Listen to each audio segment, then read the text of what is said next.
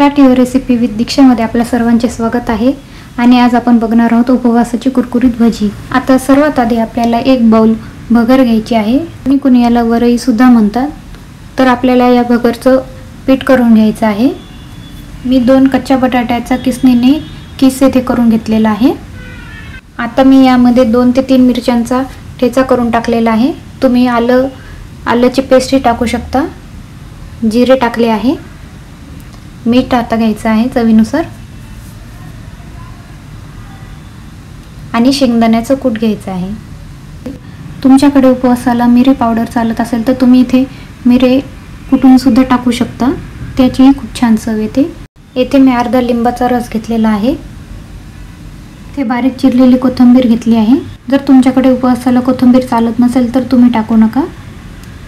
तुम्ही यामध्ये साबुदाण्याचं पीठ करूनही टाकू शकता। 4 चमचे जर टाकायचं झालं तर 4 चमचे तुम्ही टाकू शकता, 3 ते 4 चमचे। आता मी जे भगरचं पीठ बनवलेलं आहे ते हळूहळू टाकायचं आहे। 3 ते 4 चमचे मी ते टाकणार आहे आणि जर लागलं तेव्हा टाकणार आहे। यामध्ये मी पाणी मिक्स केलेले नाही, बटाट्याला ऑलरेडी पाणी राहतं म्हणून मी यामध्ये पाणी मिक्स केलं नाही। जर तुम्हाला थोडंफार टाकावंसं वाटलं तर तुम्ही टाकू शकता। सगळे जिन्नस आपल्याला एकजीव करायचे आहे, व्यवस्थित सगळं मिक्स करून घ्यायचं आहे। मी एका साईडने तेल तापायला ठेवलेलं होतं,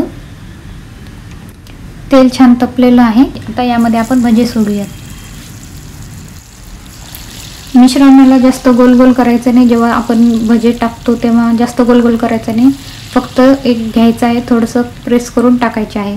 जर तुम्ही एकदम गोल गोल केलं तर ते गोल गोलच बनतात। आता जसं की मी फक्त घेऊन टाकले आहेत तर ते असे छान साईडने पण जे बटाटा आपण किसलेला आहे तो पण छान दिसतो, जसं की आपण कांदा भजी करतो तशा टाईपमध्ये हे दिसतात।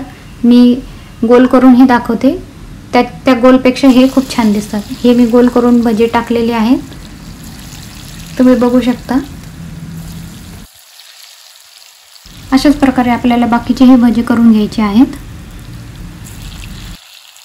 उपवासाची तेच पदार्थ खाऊन कंटाळा आला असेल तर तुम्ही ही रेसिपी नक्कीच ट्राय करू शकता। एकदम नवी आणि छान आहे आणि छानही लागते। या रेसिपीला जास्त टाईमही लागत नाही, लगेच झटपट रेसिपी ही होते। तुम्ही नक्की ट्राय करा आणि कमेंट सेक्शनमध्ये नक्की सांगा कशी झाली आहे। आपले उपवासाची कुरकुरीत भजी तयार झालेली आहे। चॅनलला सबस्क्राईब केले नसेल तर नक्की करा। थँक्यू।